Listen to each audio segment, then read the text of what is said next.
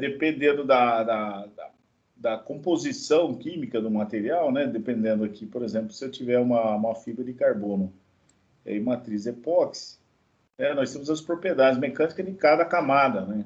No sentido unidirecional, as propriedades são bem determinadas, né, através do ensaio. Você tem o E1, né, o modo de elasticidade longitudinal, que seria bem alto no caso do material com fibra de carbono matriz epóxi, né, um modo de elasticidade de 177 gigapascal, né, um módulo transversal de 10,8 e assim por diante, né, o E2. Então, as propriedades de cada lâmina isoladamente, elas são bem definidas, né, são definidas de acordo com as tabelas, com os ensaios. Então, é possível determinar essas propriedades para cada camada. E o que a gente vai calcular, né, seria as propriedades do laminado, né, com várias camadas, com diferentes ângulos de orientação, né? Então, se eu tenho uma camada lá a 0 graus, ela vai ter esse modo de elasticidade na direção 1, né? Porém, se eu tiver uma outra camada dessa a 45 graus, né? Então, se eu coloco uma camada sobre a outra, já muda totalmente a rigidez, né, do laminado e assim por diante, né? Conforme você vai empilhando camadas com orientações diferentes, as propriedades vão mudando, né? Então, existe uma forma, né, que a gente vai ver hoje de calcular essas propriedades conforme um esquema, né? Na verdade, é um fluxograma que a gente vai ver, que mostra uma metodologia de cálculo, né? Que você vai calculando uma a uma, até definir as propriedades do laminado, tá?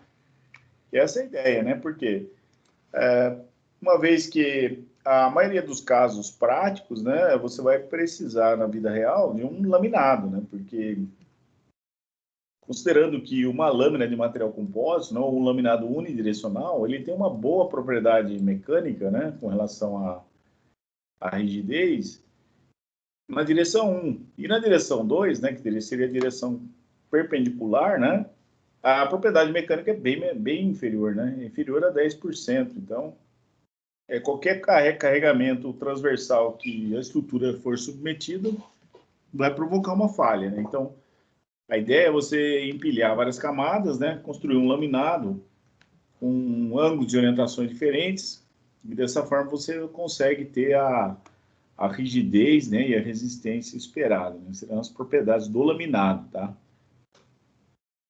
Então, já mostrei essa tabela para vocês, né? Ela mostra uma série aí de propriedades mecânicas para vários tipos de pares, né, de matrizes e fibras, e mostra exatamente isso, que as propriedades são muito bem definidas. Quando você tem uma camada específica, né, com uma lâmina unidirecional, é possível obter todas as propriedades, tanto as propriedades de rigidez, quanto as propriedades de resistência, né? Resistência à tração longitudinal, resistência à tração transversal, né? Resistência ao cisalhamento, né? E tem também as deformações últimas.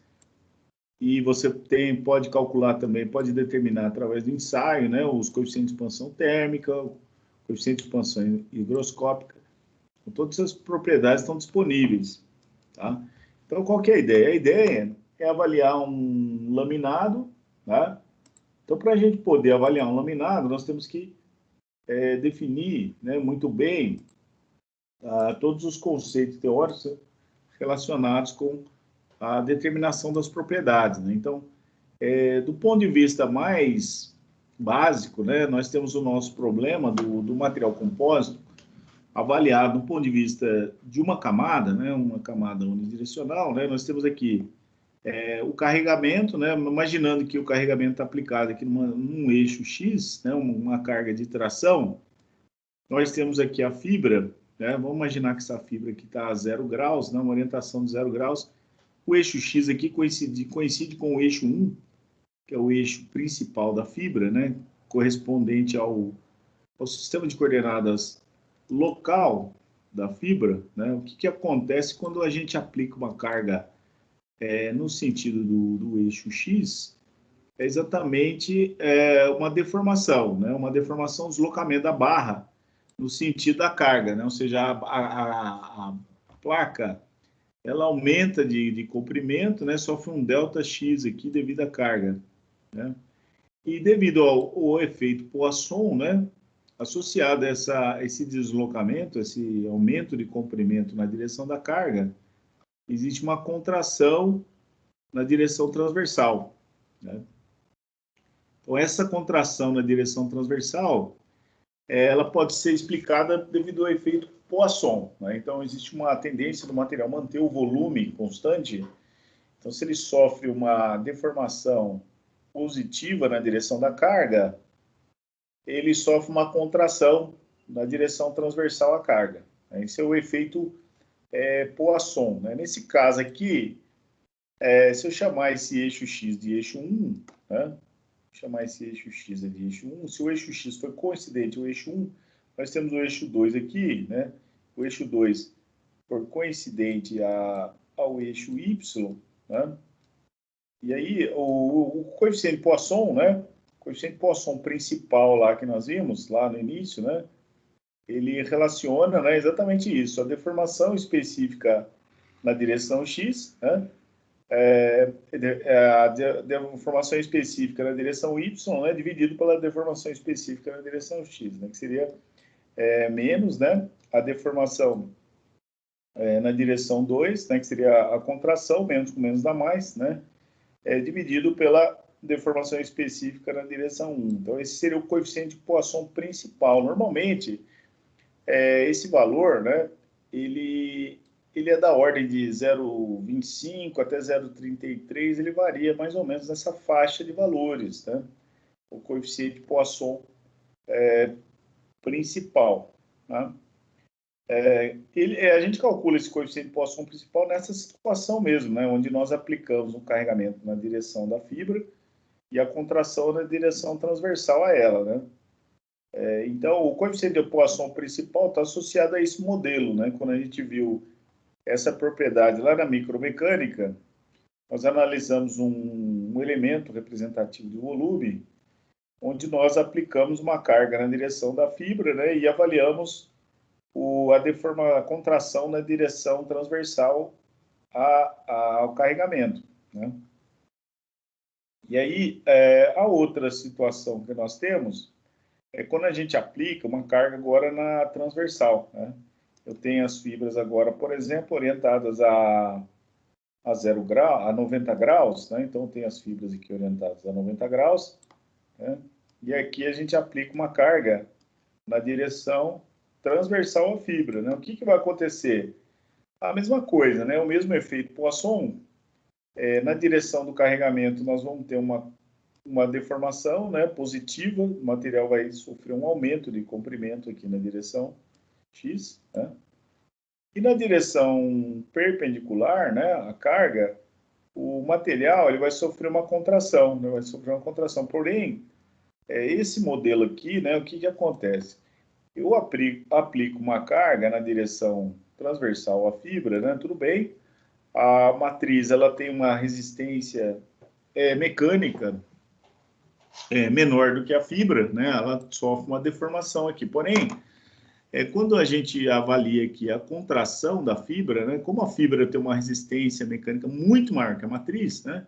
Essa contração aqui ela é bem pequenininha, né? Bem pequenininha, né? Por quê? Porque para contrair a fibra, você precisa exceder, né, os limites de resistência da fibra. Então, a esse modelo, né, nós associamos o coeficiente Poisson, o Ni21, né, que é o coeficiente de Poisson secundário, né, que no caso ele é bem menor do que o Ni12, né, que pode ser calculado, né, quando nós fizemos no exercício, ele pode ser calculado através dessa equaçãozinha, né, que é o Ni12, né, que multiplica o E2, que é o modo de elasticidade na direção 2, dividido pelo E1. O E1 é o modo de elasticidade na direção 1. Então, esse modelinho aqui, né, embora a gente esteja falando da macromecânica, né, de um laminado, esse modelo ele é muito importante para a gente avaliar, né, a diferença entre o Poisson principal e o Poisson secundário, né? Então, o Poisson principal ele varia ali na ordem de 0,2, 0,25 até 0,33, né?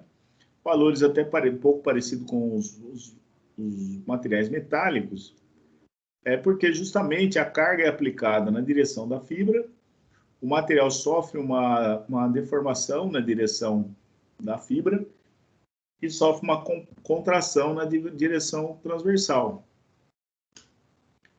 Agora, no sentido contrário, né, se eu aplicar uma carga, não contrário, mas no sentido transversal, se eu aplicar uma carga aqui, né, o material vai sofrer uma deformação, né, ele vai sofrer uma deformação na direção da carga, né, ele vai sofrer um aumento de comprimento aqui, né, e vai também sofrer uma contração, porém, a contração vai ser no sentido da fibra, né, então, como a fibra possui uma resistência mecânica muito maior do que a matriz, essa contração vai ser pequenininha aqui, né? Então, o coeficiente de poação secundário ele é bem menor do que o coeficiente de poação principal. Tá?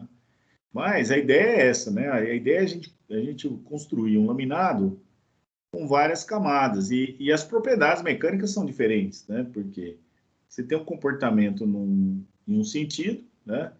E o material, se tiver uma camada com orientação de fibra diferente, ele vai ter um comportamento diferente no outro sentido. E isso influencia drasticamente, né, diretamente nas propriedades mecânicas do laminado. Né? Então, é muito importante, né, que a gente saiba isso, né, para poder fazer as considerações, né, e poder também avaliar o material do ponto de vista estrutural, né, do ponto de vista de propriedade mecânica. Como não é um material isotrópico, dependendo da orientação da camada, ele vai ter uma deformação, vai ter um comportamento diferente. Então, para a gente avaliar, né, as propriedades mecânicas do laminado, né, nós temos que partir do princípio da análise, né, da teoria clássica de laminação, né, e basicamente, para chegar no conceito, né, de propriedade mecânica do laminado, né, nós temos que verificar justamente as equações envolvidas. Né? Então, tudo é parte de um sistema, né, onde a gente avalia certas hipóteses, né, e o nosso modelo físico. O nosso modelo físico é baseado numa placa. Então, nós temos uma placa, né, essa placa, a gente vai aplicar carregamento nessa placa, né? Basicamente, nós temos dois tipos de carregamento, né? O carregamento de esforço, né? De normal, de tração ou compressão, ou cisalhamento, né? E momentos fletores e torsores, né? Então, de acordo com a aplicação do carregamento, essa placa, né? Essa seção transversal AD, ela vai sofrer uma deformação. Então, na seção transversal que nós definimos aqui, ABCD, né? Definimos também um ponto C. Esse ponto C está localizado uma coordenada Z em relação ao eixo X. O eixo X ele coincide com o plano médio da lâmina, né? da estrutura. Né? Então, inicialmente eu tenho uma estrutura que não está deformada, tá? E com a aplicação do carregamento ela vai sofrer uma deformação, tá? Ela vai sofrer uma deformação de tração, né, se o carregamento for de tração. Então, associado a essa deformação, nós vamos chamar de U0. O zero seria a deformação, deslocamento, né, dessa seção devido a um carregamento, por exemplo, na direção X. Então, uma vez que U está associado a X, né, o V, que seria deslocamento na direção Y, e W seria o deslocamento na direção Z. Então, a condição deformada, né, após a aplicação do carregamento, essa placa vai assumir essa condição deformada, né, onde nós temos uma deformação U0 aqui, né, provocada, por exemplo, uma carga axial. E vamos considerar também que essa estrutura pode estar submetida a um momento, a ação de momentos fletores. Então, o momento fletor poderia provocar muito bem uma rotação dessa seção transversal aqui em relação à linha neutra. Então, associada a essa deformação, essa rotação, né, nós vamos definir uma variável alfa, que representa a rotação dessa seção transversal devido à aplicação de momento fletor. Então, essa seria a geometria da deformação no plano XY da estrutura, né? Então, é importante nós definirmos esse conceito para poder fazer o equacionamento, né? Nós já vimos isso nas aulas anteriores, mas é importante para que a gente possa definir ali um sistema de equações, né? E a partir desse sistema, que vai envolver todas as lâminas, todas as camadas do laminado, a partir desse sistema a gente define hipóteses, né, para poder determinar as propriedades mecânicas do laminado, né, também conhecido como as constantes de engenharia, né.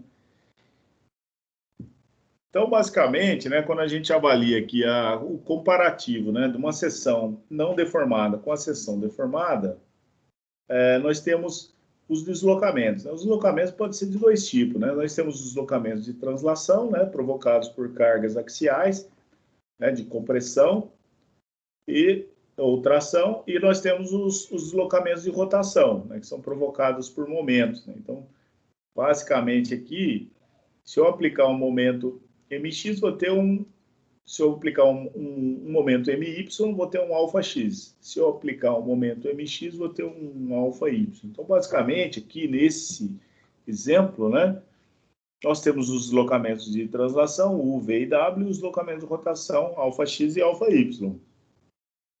E aí, conforme nós vimos na aula passada, né, nós vimos um sistema de equações, nós podemos relacionar, né, as tensões e as deformações do laminado através das equações constitutivas, né? Então, nós temos aqui, para cada camada K, né, no sistema de coordenadas global, eu tenho aqui as tensões, né, num estado plano de tensão, é igual à matriz de rigidez, a matriz Q de cada camada, né, no sistema global, vezes as deformações de cada camada, né?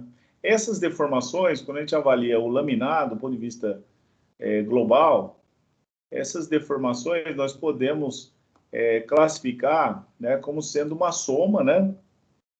Como nós temos um laminado, né? Um laminado, e a gente definiu lá no início como hipótese, né, que as deformações elas variam linearmente, né? Em relação à espessura. Então, essas deformações totais, elas podem ser escritas, né, como sendo uma deformação do plano médio da lâmina mais uma coordenada z vezes kappa, né, onde kappa seria a curvatura, né? Então, os kappas são as curvaturas. O que é o kappa? O kappa é a curvatura, né, que representa o inverso do raio de curvatura, né? Então, qualquer estrutura submetida a momento fletor, ela sofre uma curvatura, né? Então, se eu aplico um momento fletor, a estrutura sofre uma flexão, então eu posso definir aqui um raio de curvatura, né? A estrutura anteriormente era reta, né? Ela passou a ter uma curvatura. E o inverso do raio de curvatura é o kappa, tá? Então, o kappa é o inverso do raio de curvatura, né? Que pode ser definido como a unidade do kappa é 1 sobre milímetro, né? Ou 1 sobre metro, assim por diante. Então, eu posso escrever que as deformações totais é igual à deformação do plano médio da lâmina, mais a coordenada z vezes as curvaturas. E aí eu consigo reescrever o sistema de equações em função das deformações do plano médio da lâmina, mais a coordenada z, né, onde essa coordenada z é a coordenada de cada camada, vezes os capas, que são as curvaturas, né? Então, tudo isso nós vimos na aula passada, né? E aí a gente trabalhou, né, as equações para poder justamente chegar no ponto onde nós queremos, né, que é o cálculo das constantes de engenharia, tá? Então, para a gente chegar lá no cálculo das constantes de engenharia, né, primeiramente a gente parte do sisteminha de equações, né, nas equações constitutivas, né, que valem para cada camada. Aí eu vou abrir essas deformações totais, né? Então, as tensões vão ser igual à matriz de rigidez, né, de cada camada, vezes essa soma aqui, que é a deformação total, né, que eu posso escrever como sendo a deformação do plano médio da lâmina, mais a coordenada z vezes a curvatura. Então, o kappa x, o kappa y, né, ele representa o inverso do raio de curvatura do plano médio da placa, no ponto específico xy. E o kappa xy ele representa a torção do plano médio da placa no ponto XY. Então, o que nós vimos na aula passada, né? Essa figura, pessoal, é muito importante justamente para a gente entender, né?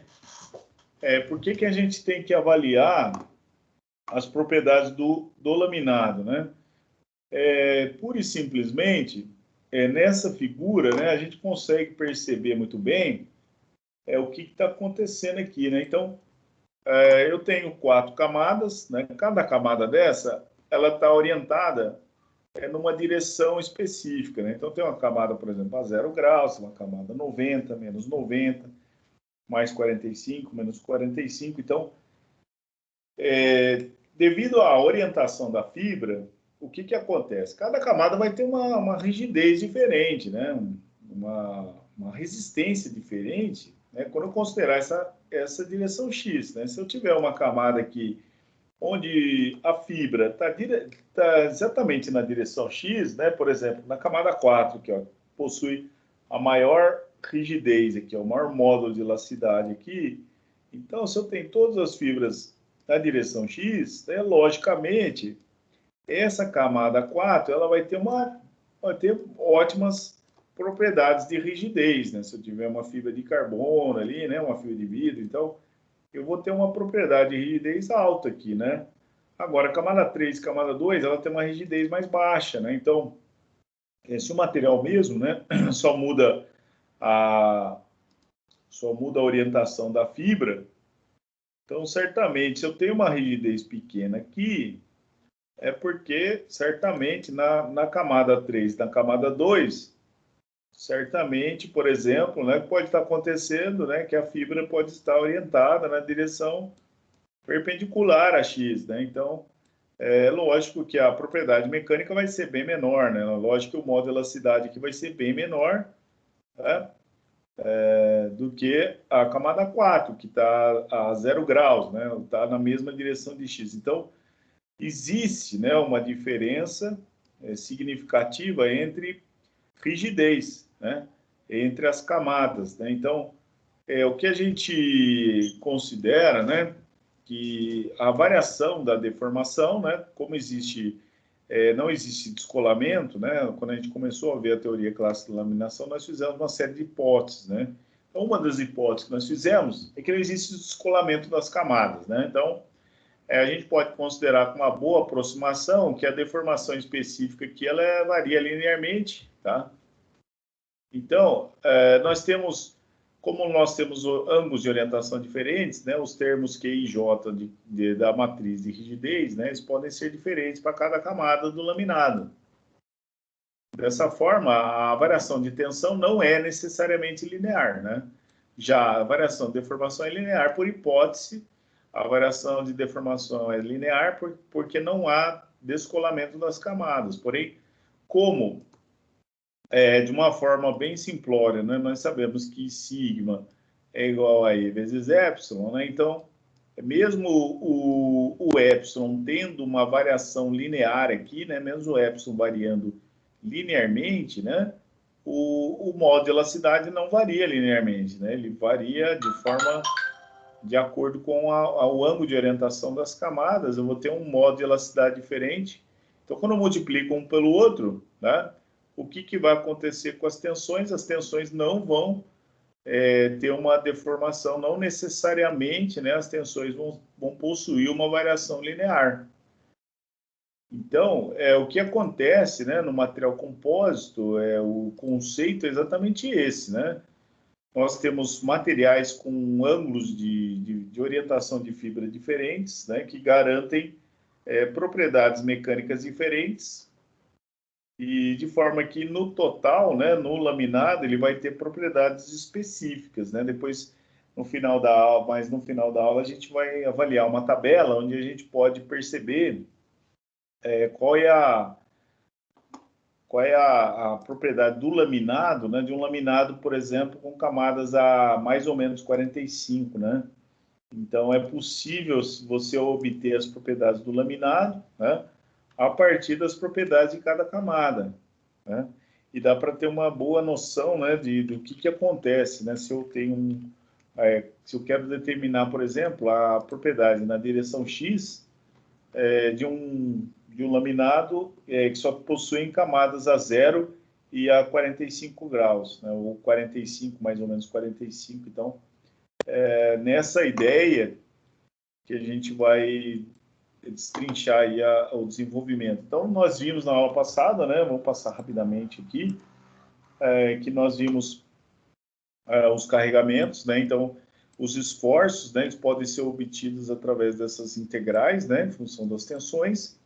E aí a gente pode distribuir essas cargas, né? De acordo com cada camada. Então, eu posso calcular uma integral, né? Integral eu posso substituir por um somatório, que é o somatório de todos os integrais de cada camada, né? De zk menos 1 até zk. Onde zk são as coordenadas z de cada camada, que eu multiplico as tensões pelo dz e calculo o esforço, né? E o momento, né? Os momentos mx, y e mxy também podem ser calculados como os integrais, né? Das tensões vezes o zdz. Esse aqui, pessoal, é o nosso ponto de partida, né, para análise de estruturas, considerando o que nós chamamos de analogia, né, e nós chamamos de convenção de sinais, né? Então, de acordo com a nossa referência, né, a referência do livro do Jones, a gente vai considerar aqui, né, os carregamentos NX, NY e NXY no plano, né, de acordo com esta convençãozinha de sinais, né, e os momentos, né, momentos fletores MX, momento fletor MY e momento de torção MXY, tá? Então, de acordo com esse sistema, né, de nomenclatura, né, a gente vai fazer aqui o que nós chamamos de avaliação dos carregamentos. Então, as matrizes, né, globais, as equações, né, as equações constitutivas para a determinação dos esforços resultantes, né, nós podemos obter através dessas relações, onde nós temos um vetor de carregamento, né, uma matriz de rigidez, a extensão vezes a deformação do plano médio da lâmina, mais uma matriz de acoplamento vezes a curvatura, né? E os momentos, que são iguais à matriz de acoplamento, vezes as deformações, né, do plano médio da lâmina, mais a matriz de rigidez, a flexão, vezes as curvaturas. Então, a forma de representar essas equações é de forma matricial compacta. E aí nós vimos na aula passada, né? Nós já estamos trabalhando bastante sobre isso, né? Nós podemos calcular cada coeficiente da matriz A, da matriz B e da matriz D a partir dessas equações, tá? E aí a gente considera aqui, né? O que é importante saber é definir as coordenadas Z. Então, a primeira matriz, né, importante aí que nós temos que calcular para definir as propriedades mecânicas de engenharia do laminado é a matriz A. A matriz A é a matriz de rigidez e extensão, tá? Partindo do princípio que a matriz A ela tem como origem, né, como cálculo principal, a matriz Q, depende da matriz Q, então a matriz A é simétrica, uma vez que a matriz A também é simétrica, né, e a matriz A depende só das espessuras, né, uma vez que eu vou pegar cada coeficiente da matriz Q, né, de cada camada, e vou multiplicar por ZK menos ZK menos 1, onde ZK menos 1 são coordenadas Z de cada camada. Nós vimos na aula passada como nós numeramos, né, a cada camada. Então, passando um plano médio no meio do laminado, né, eu defino a primeira coordenada Z, que é Z0, e a partir do Z0 eu vou definindo Z1, Z2 de acordo com cada camada, né. Do outro lado do plano de referência, eu tenho a última camada, Zn, né? No caso, se eu tiver 10 camadas, esse aqui vai ser o Z10, esse aqui vai ser o Z9, e assim por diante, né? Então, as coordenadas mais importantes são o Z0 e o Z10, né? Que se eu tiver 10 camadas. Se eu tiver 5 camadas, Z5 e assim por diante, né? Então, aqui nós temos as equações, né, para a determinação da matriz A, que é a matriz de rigidez e extensão, que aparece ali no sistema de relações entre esforços e deformações. A matriz B é a matriz de acoplamento, também pode ser obtida através dessas equações, né? A diferença básica é que, para o cálculo dos coeficientes da matriz B, eu tenho aqui um fator de meio que está multiplicando o somatório, e as coordenadas Z, no caso da matriz B, são elevadas ao quadrado. E eu multiplico por cada coeficiente de cada matriz Q, né? Se eu tiver 10 matrizes, vou somar 10 termos, né? A matriz D, né? A matriz D é a matriz de rigidez, a flexão do laminado, flexão e torção, né? Relacionado com momentos resultantes e com curvaturas do plano médio. Também é simétrica e depende da espessura, e também depende da ordem de laminação. Então, a diferença básica da matriz D, né, que eu tenho um fator aqui que é 1/3, que está multiplicando o somatório, e as coordenadas, né, as coordenadas são elevadas ao cubo. E aí é o mesmo procedimento para determinação, né, basta multiplicar cada diferença entre essa diferença, né, o cubo, né, a diferença de cubos, né, as coordenadas Z, vezes o QXX de cada camada. Você vai implementando esse processo de somatório até chegar no DXX, né? Vai depender da quantidade de camadas que você tiver, você vai somando os termos. A forma de obtenção das coordenadas também é a mesma, de acordo com o livro do Jones, atentar para a coordenada Z é positivo para baixo. Então, basicamente, né, o que já vimos, né, que o sistema de coordenadas, né, parte de um plano de referência, e você define aqui um Z0, né, que define a coordenada Z da primeira camada e a coordenada Z da última camada, que é o Zn, né? Se você tiver 8 camadas, esse aqui vai ser o Z8. E esse aqui é o Z7, esse aqui é o Z6 e assim por diante. Tá? É importante você definir certinho, né, cada coordenada para poder fazer o cálculo correto das matrizes.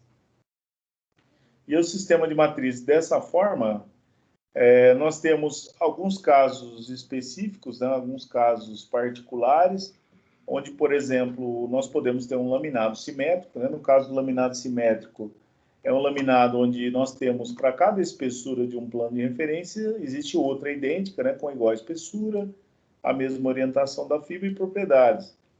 Do outro lado do plano de referência. Então, nós temos alguns exemplos aqui de laminado simétrico. Né? Ele pode ser escrito da forma compacta, ou pode ser escrito com todas as camadas. E um fator interessante, né, muito importante para nós, é que o laminado simétrico, a matriz B é igual a 0. E aí nós temos os laminados assimétricos, né? Nos laminados assimétricos não existem relações de igualdade entre as camadas, tanto acima quanto abaixo do plano de referência. Então, se eu tenho uma camada a 0 graus acima do plano de referência, não necessariamente eu vou ter uma camada abaixo do plano de referência. Então, o laminado é simétrico. E nós temos também o laminado cross-ply, né, que pode ser simétrico ou não. O laminado simétrico cross-ply, ele tem algumas características importantes, né? O laminado simétrico cross-ply, ele possui só camadas a 0 e 90 graus, né? Então, isso define um laminado cross-ply. E aí nós temos aqui um exemplo, né, de um laminado com 4 camadas, simétrico. Se ele é simétrico, a matriz B é 0. E a matriz A, ela vai ter todos esses coeficientes aqui iguais a 0. Né? Uma vez que o laminado é simétrico, esses coeficientes aqui, eles vêm da matriz Q, né? A matriz Q, para camada 0 ou para 90, todos esses coeficientes são 0. Então, a matriz A também vai ser 0, esses coeficientes aqui. E a mesma coisa para a matriz D. Então, se o laminado é cross-ply e simétrico, né, facilita muito a nossa vida, né? Porque, primeiro, a matriz B é igual a 0. Segundo, que todos esses coeficientes aqui são iguais a 0. Né? Então, a quantidade de cálculo é menor. E aí nós temos os laminados simétricos, né? A matriz B é igual a 0, né? Mas se ele for um laminado que tenha outras camadas, né? Em vez de só 0 e 90, tem camadas a 30 graus, 45. Então, todos os coeficientes da matriz A, todos serão diferentes de 0, né? mesmo a matriz B sendo igual a zero porque é simétrico, né? Se ele não for cross-ply, né? Todos esses coeficientes aqui serão diferentes de zero. E a matriz D, mesma coisa, né? Mesmo sendo simétrico, a matriz B sendo iguais a zero, né? Se ele tiver camadas com orientações diferentes, esses coeficientes aqui serão diferentes de zero. Aí, no caso do laminado simétrico, né, o que acontece? No laminado simétrico, nós temos uma matriz chamada matriz B. A matriz de acoplamento, né? Ela acopla as deformações, né, deformações do plano médio da lâmina com as curvaturas, né? Então, a matriz B é uma matriz que ela multiplica tanto as curvaturas, né? Na equação dos N's, ela multiplica as curvaturas, e na matriz do M multiplica as deformações do plano médio da lâmina. Então, é chamado de matriz de acoplamento, né? E o que acontece? O laminado é simétrico, você desacopla as equações, ou seja, esse termo aqui é igual a zero e esse termo aqui é igual a zero, né? Então, as equações, né, elas se reduzem a isso aqui. Então, se o laminado é simétrico, né, eu tenho que os esforços, né, igual a uma matriz A, que é a matriz de rigidez e extensão, vezes as deformações do plano médio da lâmina. E a matriz M, ela é igual à matriz D, que é a matriz de rigidez, a flexão e torção, vezes os capas, né, que são as curvaturas. Tá? Então, o laminado simétrico, ele facilita muito a nossa vida, né, porque ele desacopla as equações e aí nós temos um sisteminha muito mais simplificado. Agora, se o laminado é assimétrico, né, que nós vimos na aula passada, né, aí eu tenho todas as equações acopladas, né, que eu posso calcular dessa maneira aqui, né? Eu posso juntar todas as equações, montar um sistema de equações global, né? Aí, o que eu posso fazer aqui, né? Eu posso isolar, né, esse epsilon aqui e passar essa matriz dividindo para cá, né? Ou seja, eu posso inverter essa matriz e multiplicar pela matriz de carga, eu tenho as deformações. É muito comum fazer esse tipo de cálculo quando você tem um sistema de equações lineares com muitas equações, né? Você monta esse sistema na forma matricial, inverte essa matriz enorme aqui, resolve o problema facilmente, né? A inversão de matriz é um processo que envolve muitos cálculos, mas são cálculos simples, né? São cálculos algébricos, né? Soma, divisão, subtração, exponenciação, são cálculos simples, né? Que o computador faz com muita facilidade, muita rapidez, né? É diferente de equações diferenciais, né? As equações diferenciais, elas são mais complexas, né? Então, você tem mais, gastar mais tempo de processamento. Então, as matrizes de acoplamento, B e J, né, para laminados assimétricos, são diferentes de zero. Então, as relações gerais de carga e deformação, elas vão ficar dessa forma, né? Você pode escrever também um sistema de equações dessa maneira, e aí você pode inverter essa matriz aqui, né, e multiplicar, né? Se você quiser calcular as deformações, né? Você inverte essa matriz e multiplica pela matriz de cargas e tem as deformações. Né?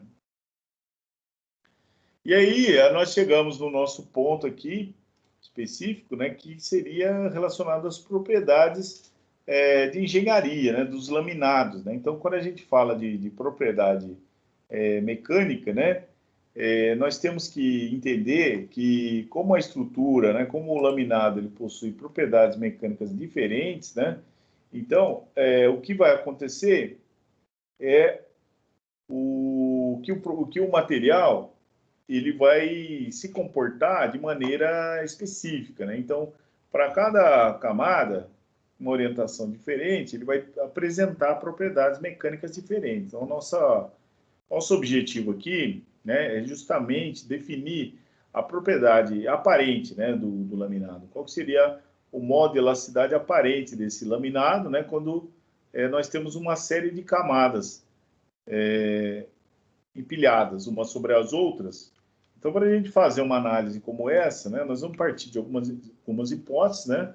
A primeira é que as relações, né, elas podem ser derivadas para a propriedade de engenharia, né, como uma função da rigidez do laminado para o caso especial do laminado simétrico balanceado. Então, nós vimos que alguns fatores, né, fazem com que o cálculo, né, fique bem mais complexo, né? Por exemplo, se o laminado é assimétrico, né, a matriz B já é diferente de zero, né? Então, você tem aqui um sistema com 6 equações, 6 incógnitas, né? Então, se o laminado é assimétrico, né, complica um pouco a nossa análise, né?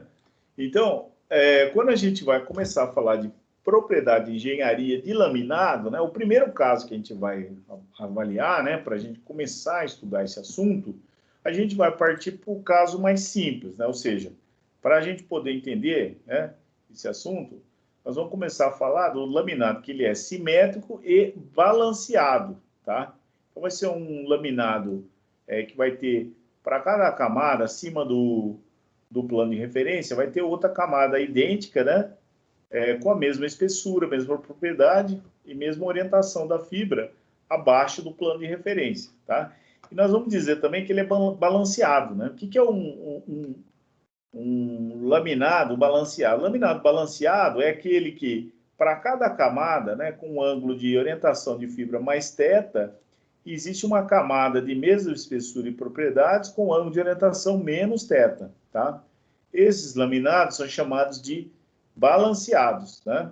Eles podem ser simétricos ou não. No nosso caso aqui, sim, né? Ele vai ser simétrico e balanceado. Então, para cada camada lá, 45, vai ter outra menos 45, tá?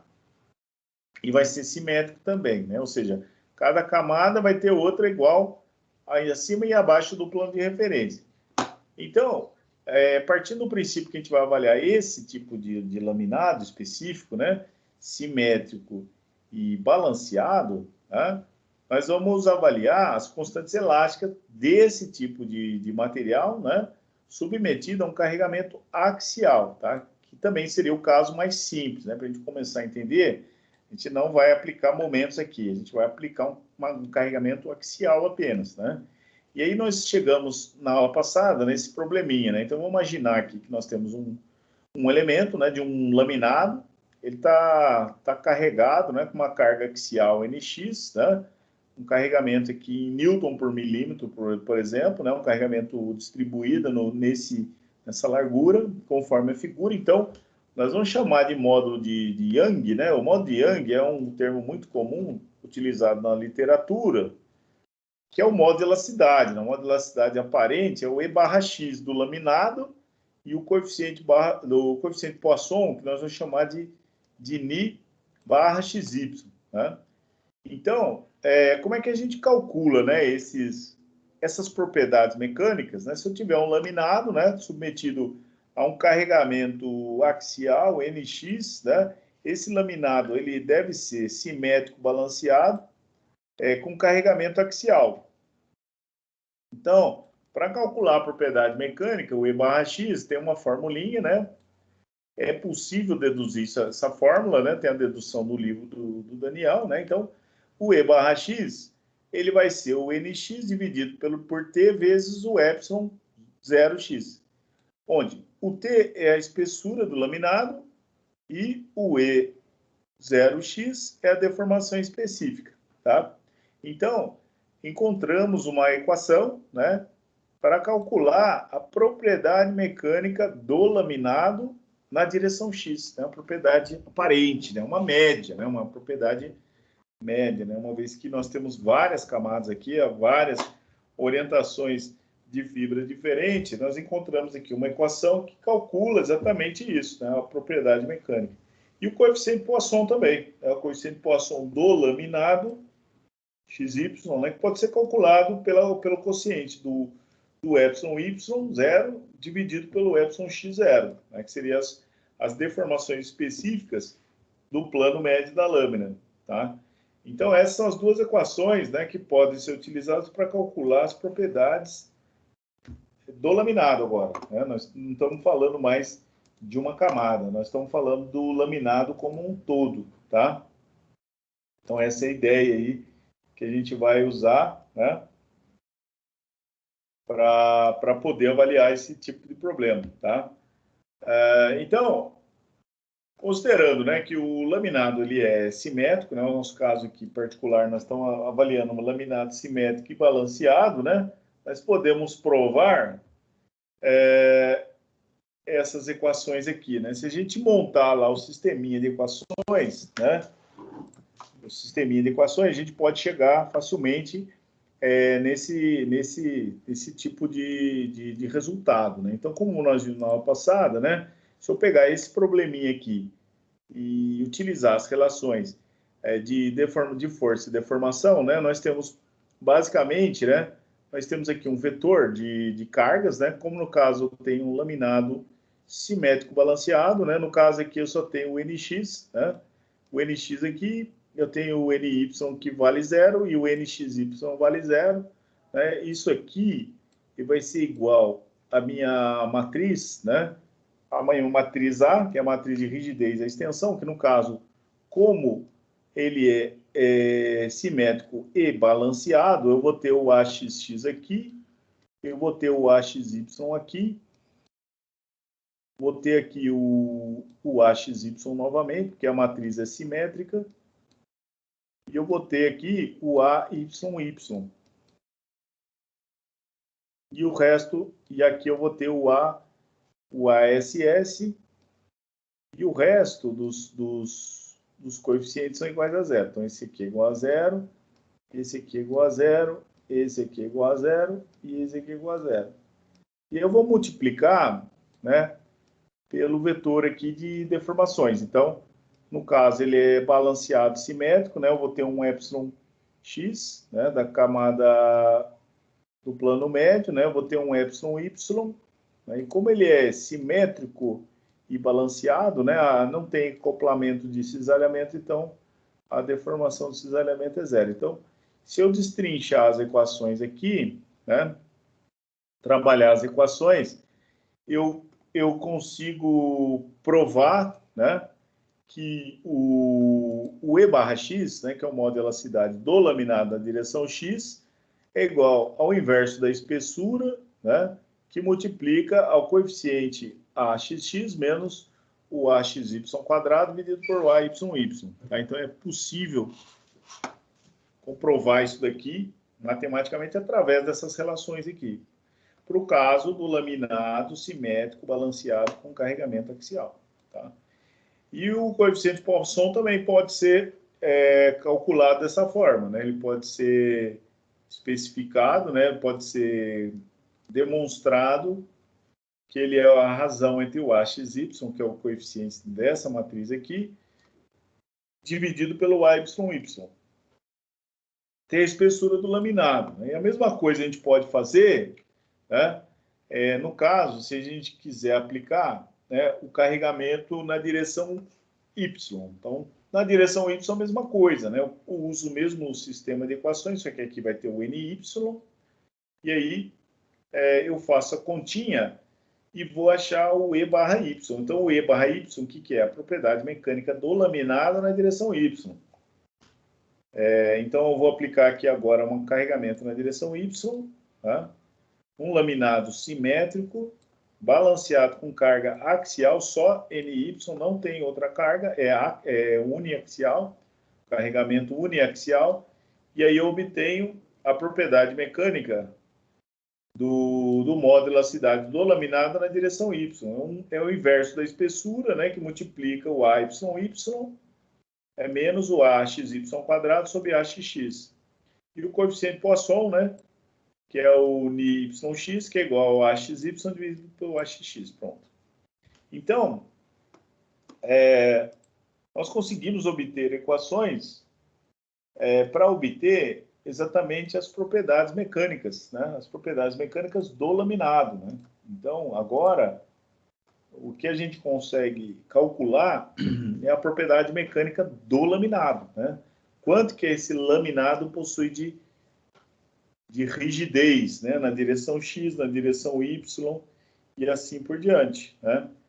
Então, esse cálculo é importante porque a gente pode definir, né, as propriedades do laminado, né, e pode considerar um material equivalente, né? Então, eu tenho lá um material que tem um monte, tem uma série de camadas empilhadas com diferentes propriedades, diferentes orientações de fibras, né? E eu posso ter um material equivalente a esse laminado, né? A partir dessas propriedades, né? Então, se eu conheço as propriedades aparentes, né, do laminado, né, eu posso transformar aquele material, né, com um monte de camadas, num material equivalente, né, com propriedades equivalentes, tá? Mesmo sendo laminado, né? Em vez de ter várias camadas, é uma camada só, mas com as propriedades equivalentes, certo? E aí a gente pode obter também a propriedade aparente do módulo de cisalhamento, né, puro. Aqui, se a gente aplicar, no caso aqui, no nosso laminado simétrico balanceado, a gente pode aplicar também uma carga de cisalhamento, um NS, né, que vai produzir um cisalhamento na estrutura. E aí a gente calcula, nós calculamos a propriedade mecânica do laminado, né, o G/XY, que seria o módulo de cisalhamento do laminado, né, que é igual ao ASS, né, dividido pela espessura, tá? Então, essa é uma forma de obter as propriedades mecânicas do laminado, né? As constantes de engenharia, né? Ou seja, a gente pode obter um material equivalente, né, àquele material compósito, né, composto ali por várias camadas, com diferentes ângulos de orientação. A gente pode obter um material equivalente, né, com um modo de elasticidade na direção X definido, um modo de elasticidade na direção Y, né, o modo de cisalhamento e o coeficiente Poisson. Então, essa é a ideia, né? A partir de um laminado com N camadas, a gente define lá o E/X, que dá para calcular, tem fórmula para isso, né? O E/Y, o GXY e o Poisson, né? O Ni/XY. Então, é a determinação das propriedades do laminado, né? Tem um coeficiente, né, que a gente chama de coeficiente de acoplamento, né? Então, no caso do laminado simétrico balanceado, né, os coeficientes de acoplamento e cisalhamento são iguais a zero, né? Então, é o caso que aconteceu aqui, né? Como eu tenho aqui o laminado simétrico balanceado, né, o que acontece? Eu aplico uma carga axial aqui, NX, né?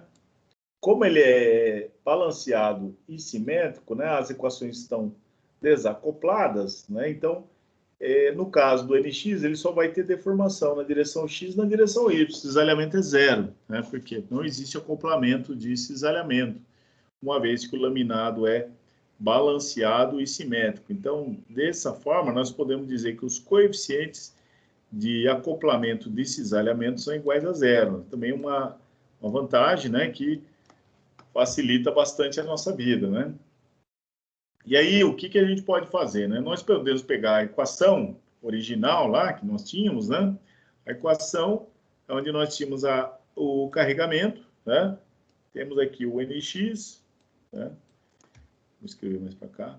Então, a equação original, né, que nós obtivemos, né?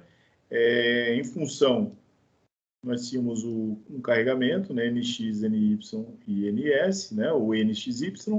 Ele era calculado em função de uma matriz de rigidez e extensão, que é a matriz A, né, vezes o vetor, né, coluna, no caso de deformações do plano médio da lâmina, né? Se eu quiser obter as deformações, né, do plano médio da lâmina, basta isolar o epsilon, né, e eu passo o A dividindo, né, passar o A dividindo é a mesma coisa que multiplicar pelo inverso. A elevado a menos 1 é a inversa da matriz A, né? Vezes os carregamentos. Então, uma forma de resolver problemas matriciais é invertendo a matriz, né? Inverte a matriz e multiplica, né? Inverter matriz é complicado? Não é complicado de inverter, né? Dá trabalho só, né? Mas nós temos uma série de recursos computacionais que fazem isso aqui muito rápido, né? Então, nós vamos chamar de matriz A minúsculo, né? É a inversa da matriz A, né? Que é a matriz de rigidez e extensão, tá? no livro, né, do Daniel, ele chama isso aqui de matriz compliance, né? Então, ela tá relacionada com ela é a matriz a matriz inversa da matriz A. A matriz A é a matriz de rigidez e extensão. Então, a inversa da matriz A é a matriz A minúsculo, né? Então, a gente pode inverter essa matriz e obter a matriz A minúsculo, e aí multiplicando essa matriz pelas cargas, eu tenho as deformações. Então, no caso geral, né, de um laminado qualquer submetido a cargas axiais e cisalhamento, sem flexão e torção, né, que é o caso que nós estamos avaliando, as deformações do plano médio da lâmina podem ser obtidas simplesmente calculando a inversa da matriz A. Então, é importantíssimo, né? Essa forma de resolução de problemas matriciais é muito comum, muito utilizado, né? E com os recursos computacionais que nós temos hoje, fica muito fácil, né, resolver sistema de equações lineares, né? Porque a maioria dos sistemas de equações lineares, né, os sistemas de equações lineares nós podemos resolver de forma matricial, né? Basta reescrever dessa forma, né? Inverter uma matriz e resolver o sistema.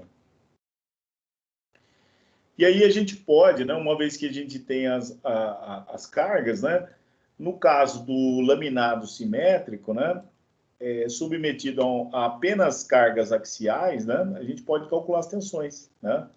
Então, ele pode ser tratado numa escala macroscópica, né, o laminado simétrico, como sendo um material ortotrópico homogêneo, né, e as tensões médias. Então, a gente pode também calcular as tensões, né? Então, até o momento, nós falamos apenas de carregamento, né? Então, o N é carga, né? Newton por milímetro é igual a matriz de rigidez e extensão vezes o epsilon, né? Então, nós falamos até o momento em calcular o N, né? O N é carga, né? É Newton por milímetro, né? Uma carga distribuída ao longo da largura da placa. Então, o N é Newton por milímetro. A partir do momento que a gente define um laminado simétrico, né, carregado com cargas axiais, nós podemos calcular as tensões também, né? Tensões médias do laminado, né, podem ser calculadas, né, simplesmente pegando as cargas e dividindo pela espessura, onde H é a espessura do laminado, tá? A espessura total do laminado, que nós chamamos de T, né? No livro do Daniel ele chama de H, tá? Mas o H é a espessura do laminado, tá? Então, se eu pegar as cargas aqui que eu calculei e dividir pela espessura, eu tenho as tensões médias do laminado, tá? É uma forma de saber, né, quais são as tensões médias, né, do laminado como um todo. Também é importante, né? A gente pode até usar o critério da máxima tensão para avaliar essas tensões aí e verificar se o critério está sendo atingido ou não, né? Se ele está sendo atendido ou não.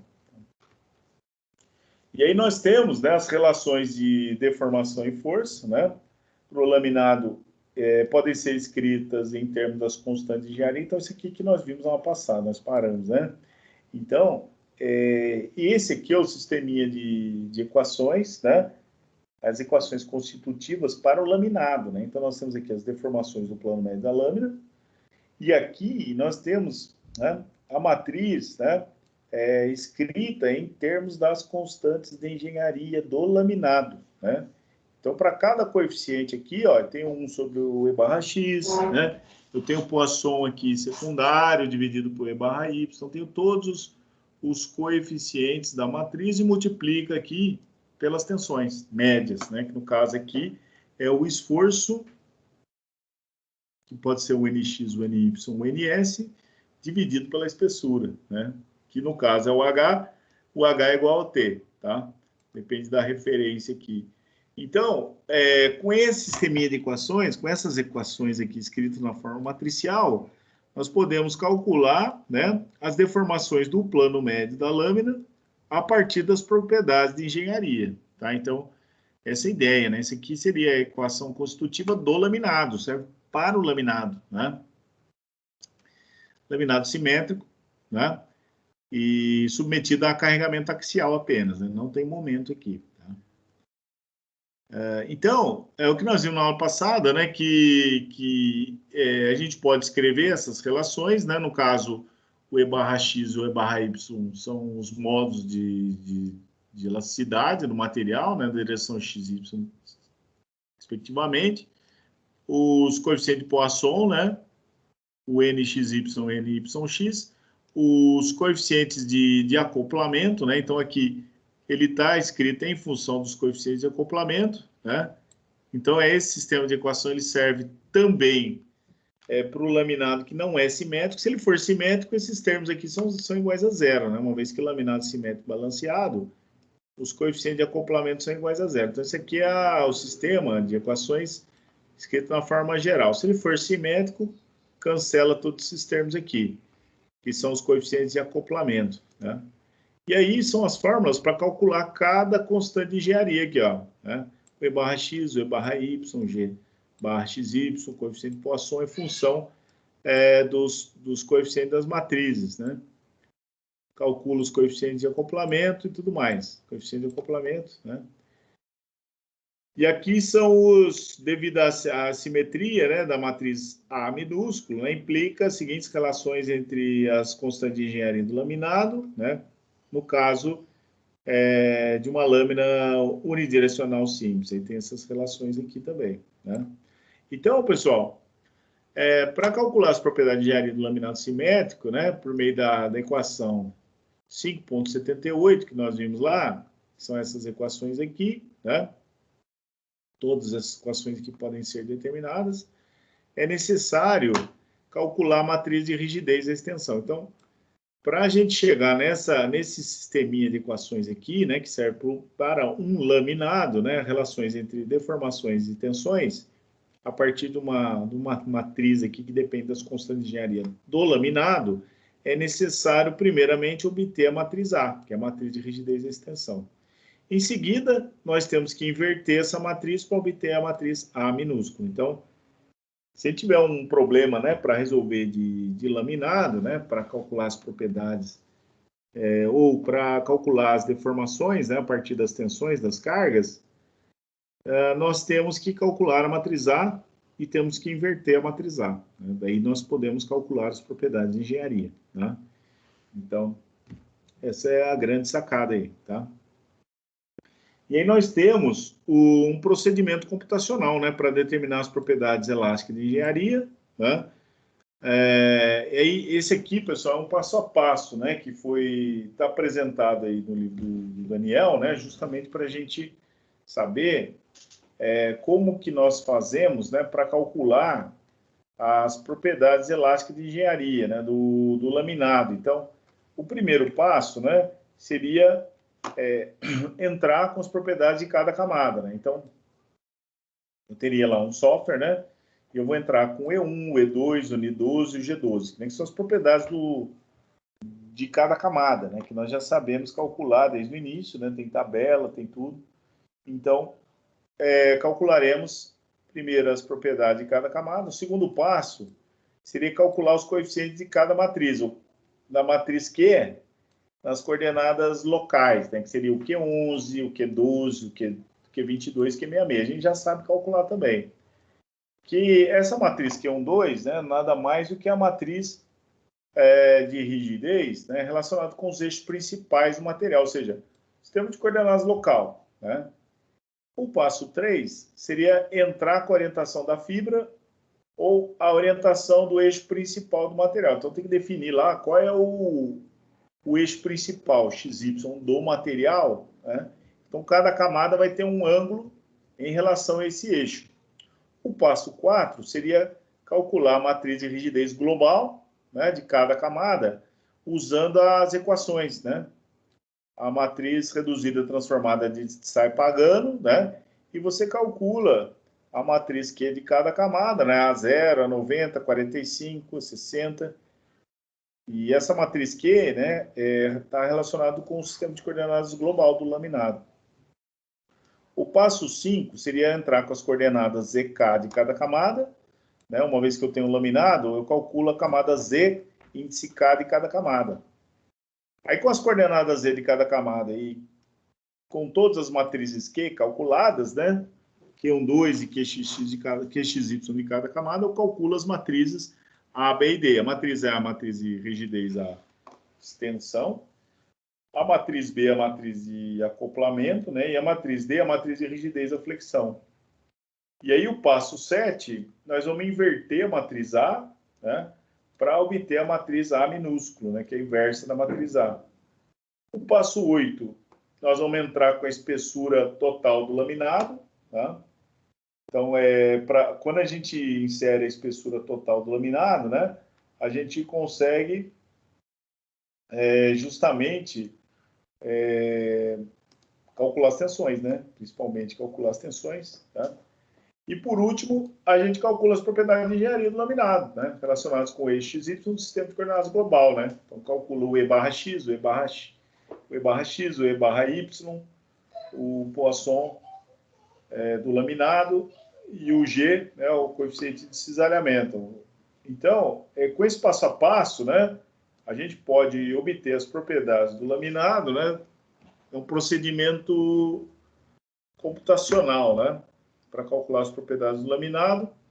E esse procedimento ele pode ser exemplificado nesse fluxograma, né? Então, primeiro nós temos como dado de entrada as propriedades de engenharia, né? De cada camada. Aí calcula a camada Q, né? Q12, né? Que seria a camada sistema de coordenadas global, né?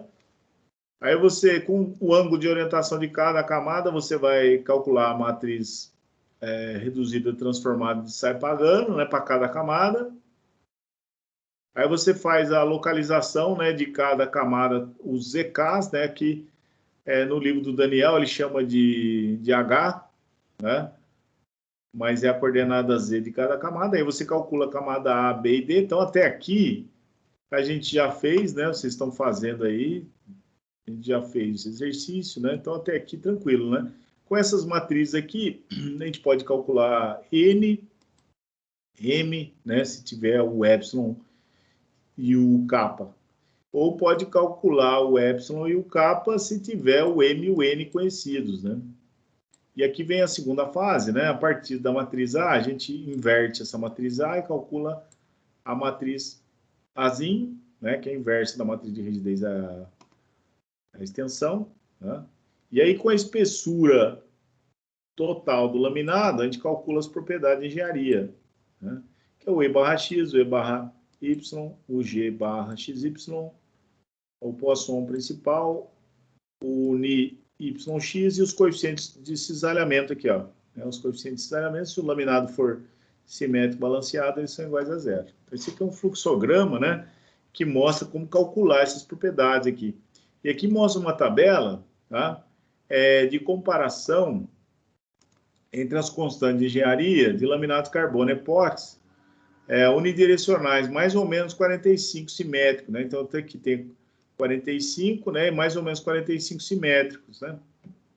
Então, tem aqui a propriedade, né? Tem aqui a aproximação da fórmula, né? Esse aqui tem o valor aproximado e esse aqui é o valor exato, né?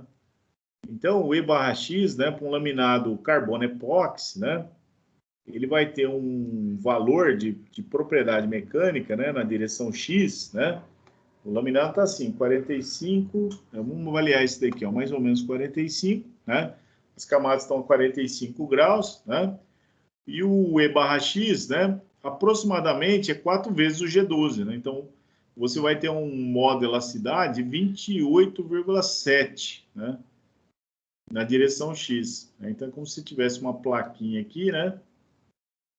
As camadas estão a 45 e menos 45, simétrico, né? E se aplica uma carga na direção X aqui, né? Ele vai ter um modo de elasticidade de 28,7, né? Na direção X, né? Esse aqui é o valor aproximado pela fórmula e esse aqui é o valor exato, 24,4, né? O G barra XY, né? O G é o E1 dividido por 4, né?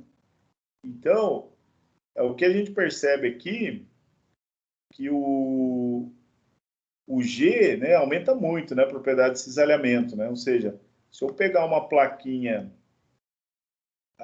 submetida ao cisalhamento, né, uma plaquinha com um ângulo de orientação de fibra mais ou menos 45, e aplicar a tensão de cisalhamento, essa orientação de fibra, a mais ou menos 45, é a orientação mais rígida possível, né, para aguentar cisalhamento. Se você quiser aplicar cisalhamento numa placa, coloca a fibra mais ou menos 45, porque quando você aplica o cisalhamento, né, como se estivesse tentando deformar a estrutura, né, dessa maneira. É uma deformação angular devido ao cisalhamento, né? Se você tem aqui uma estrutura a mais ou menos 45 de fibras, né?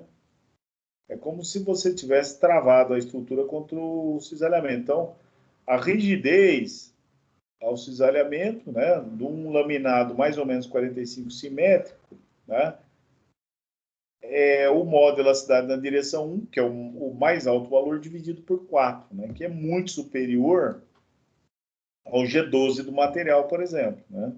Por exemplo, aqui, ó, o G12 do material é 28,7 dividido por 4.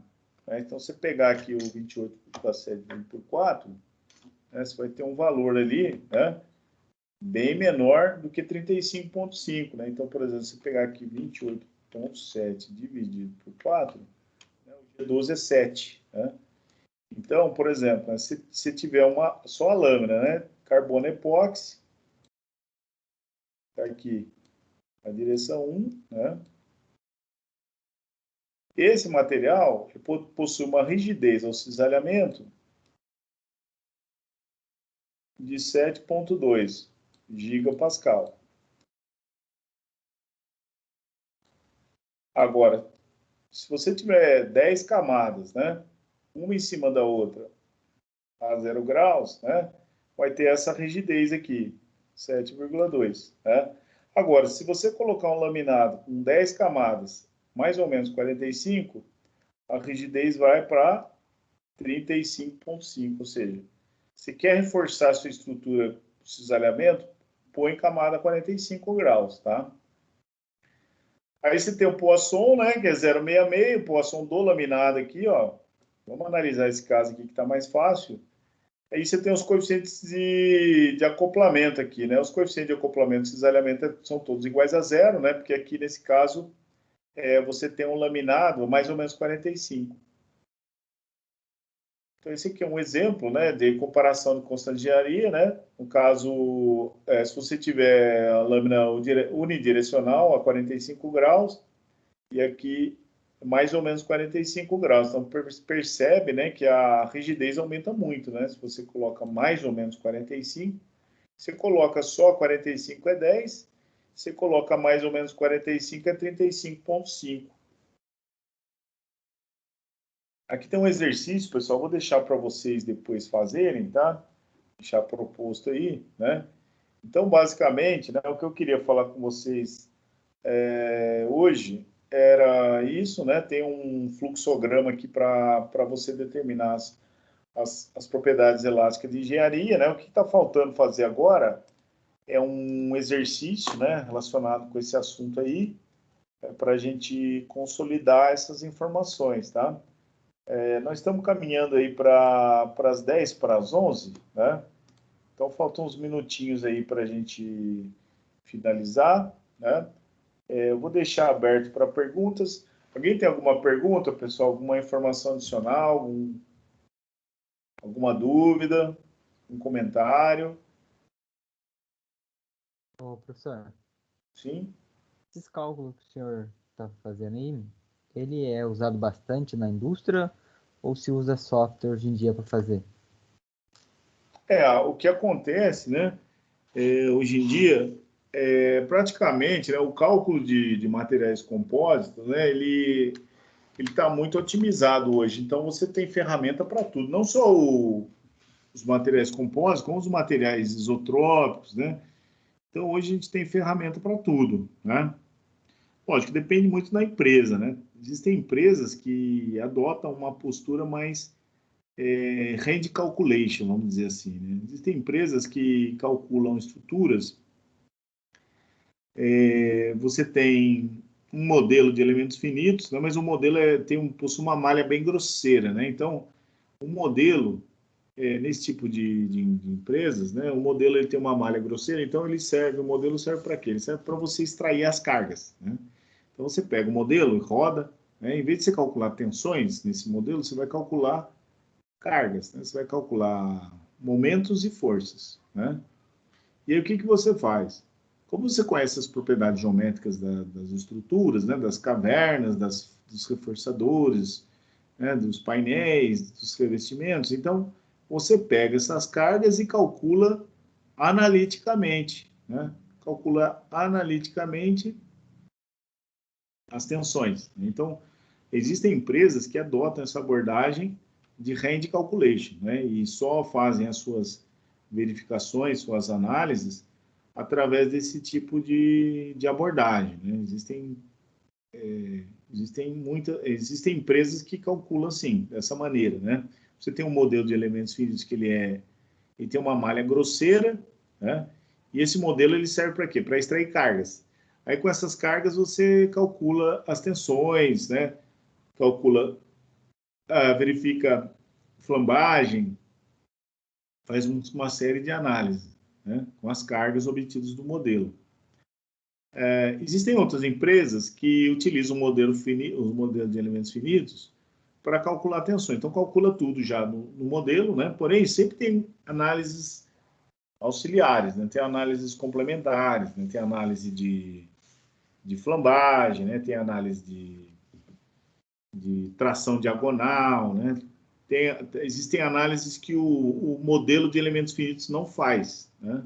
Então aí você vai precisar elaborar uma planilha, uma ferramenta para fazer, né? Por exemplo, análise de flambagem de painéis, né? Aí você tem que fazer essa análise de forma analítica, né? Você pode criar uma planilha, né, uma ferramenta, e essa planilha faz, né? Materiais compostos também, né? Você tem muito cálculo que é feito através de ferramentas, né? Você tem o software de elementos finitos, né? Você tem uma série de ferramentas aí que fazem análise de materiais compostos, né? O que acontece muito, mesmo nas empresas onde você tem muita utilização de ferramentas e softwares, né? Praticamente todas as empresas usam muitas ferramentas, né? Então, ou vai ser o software de elementos finitos, ou vai ser uma ferramenta interna da empresa, ou vai ser um outro software auxiliar, né, como um Helios Composites da vida, mas sempre vai ter ferramentas, né? O que acontece é o seguinte, né? Quando você tem uma análise diferente para fazer e surge um comentário do cliente, né, que você tem que responder, aí não tem jeito, né? Aí ou você sabe a teoria e responde, ou você vai tentar olhar para as ferramentas, né? Tentar mexer nas ferramentas e não vai ser nada, né? Então, a grande sacada é essa, né? Tudo, praticamente tudo, né? Mais de 95% pode ser calculado através de ferramentas, né? De planilhas desenvolvidas pela empresa, através de software de elementos finitos e outras ferramentas, né? O que diferencia das pessoas, né, são esse tipo de detalhe, né? Quando você chega numa análise nova, chega um comentário do cliente e aí você vai ter que fazer um ajuste na ferramenta, você vai ter que inserir uma análise nova, né, que você não tem ferramenta para calcular, né? Ou às vezes é uma estrutura diferente, né? Então você tem uma ferramenta que serve para aquela estrutura, mas agora vai uma estrutura diferente, mudou a geometria, mudou alguma coisa, mudou o carregamento, e aí você tem que adaptar aquela ferramenta, você vai ter que entrar lá no algoritmo, aí que entra o conhecimento, né, da parte teórica, tá? De uma maneira geral, tudo você resolve com ferramenta, né? A diferença está nos detalhes, né? Quando você tem um comentário do cliente para fazer, para responder, ou quando você vai numa reunião com o cliente, né, você pode ser convidado, né, para ir numa reunião. Pode ser, hoje em dia vai ser tudo online, né? Mas você pode ser convidado para viajar e conversar com o cliente um determinado assunto. Ou então, uma estrutura nova que você não calculou ainda e a sua ferramenta não está pronta para aquela estrutura, você tem que mexer na sua ferramenta, né? Às vezes é até uma planilha simples do Excel, mas é uma ferramenta que foi desenvolvida com um tipo de aplicação. Mudou a aplicação, aí você vai ter que entrar na teoria, não tem jeito, né? Você vai ter que saber aonde vai ser a propriedade constante de engenharia do compósito, né? Onde vai entrar o cálculo das tensões, das deformações. Então, de uma maneira geral, sim, né? Respondendo a sua pergunta, praticamente tudo dá para resolver com ferramentas, né? Mas o conhecimento dessas equações, né? Principalmente do conceito, né? Conhecer os conceitos faz com que você tenha mais amplitude, né? Faz com que você tenha mais autonomia para resolver problemas diferentes, né? Problemas diferenciados, né? Para você verificar trabalhos de outras pessoas. Então, esse é o ponto, né? De uma maneira geral, sim, né? Tudo resolve com ferramenta. O problema é quando vem um problema, né? Quando vê uma estrutura diferente da ferramenta, aí você tem que mexer na ferramenta, né? Acontece muito, né? A planilha tá preparada para calcular um tipo de estrutura, aí ele pede outra estrutura, né? E você vai ter que mexer na ferramenta, aí que vem a diferença, né? Lógico, Mudou a cor da grama, o cavalo morre de fome. Isso, perfeito, né? O que acontece muito também, né, pessoal? É lógico, se você está dentro de uma empresa, existe toda uma equipe trabalhando, né? Existem as pessoas mais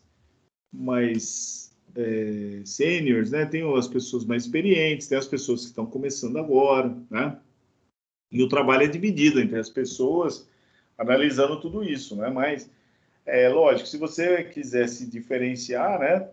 Você começa uma dos pontos, agora sem falar muito, né, do aspecto nosso aqui de projetos futuros, né, mas um projeto geral, né, hoje da indústria 4.0, né, o que as pessoas estão, as empresas, né, elas estão procurando, né, além de tudo, são pessoas que conseguem resolver problemas complexos, né, então para resolver um problema complexo, muitas vezes, né, você tem que conhecer alguma coisa ali para poder usar como conceito para resolver, né, um problema mais complicado, né?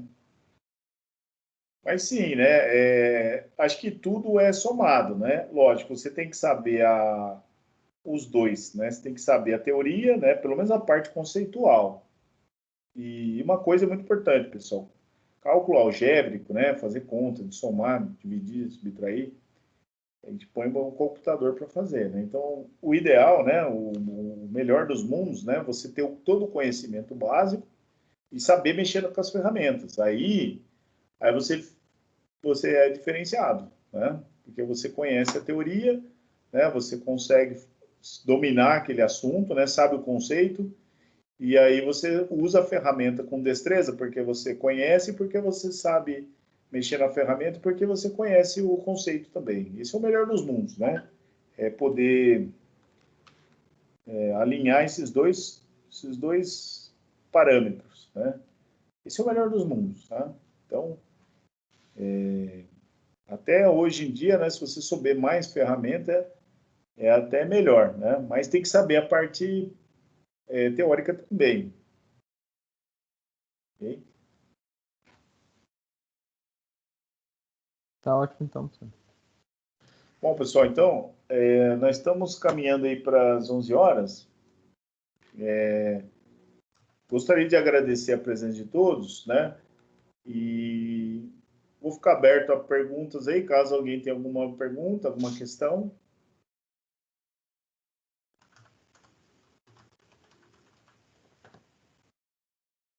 Então, pessoal, se todos estiverem de acordo, né, a gente pode terminar um pouquinho mais cedo hoje, às 11 horas. E segunda-feira a gente continua, então a gente faz o exercício relacionado com esse assunto aqui. Tudo bem, pessoal? Beleza. Ô, professor, Sim? não tem nada a ver com com a matéria aqui, não. Ah, É relacionada à apresentação do TG. sim. Eu perguntei pro senhor lá, no dia 28 se daria às 19 horas. O senhor não respondeu. Eu conversei com o Ah, tá. Makoto e com o Certo. Celso, para eles Ah, daria esse horário tranquilo. Mas e para o senhor? 28? É dia 28 do mês que vem, às 19.